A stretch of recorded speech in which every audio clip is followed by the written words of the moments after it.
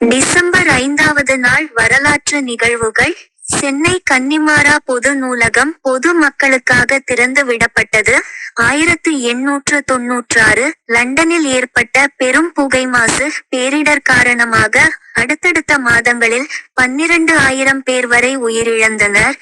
2 லட்சம் பேர் வரை பாதிக்கப்பட்டனர். 1952 இந்தோனேசியாவில் இருந்து அனைத்து 3,26,000 டச்சு மக்களும் வெளியேற்றப்பட்டனர். 1957 இந்தியா வங்காளதேசத்தை ஒரு நாடாக அங்கீகரித்தது. 1971 இந்திய விண்வெளி ஆராய்ச்சி கழகம் குளிர்திரவ ஏவுகணையை வெற்றிகரமாக சோதித்திருப்பதாக அறிவித்தது.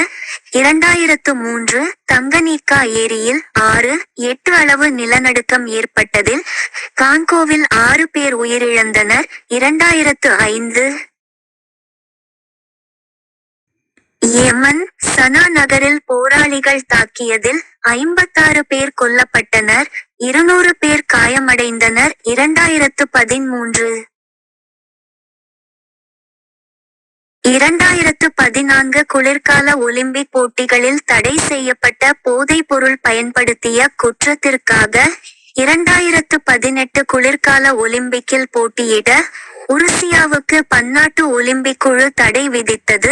2017 ஜப்பானிய விண்வெளி ஆய்வு ஹயபுசா 2 பூமிக்கு முதல் நிலத்தடி சிறுகோள் மாதிரிகளை வழங்கியது.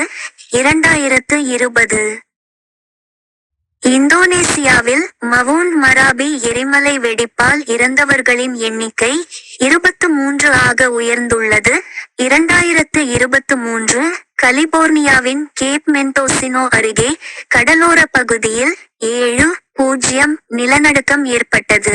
இது 2024 ஆண்டு சுனாமி எச்சரிக்கையை தூண்டியது.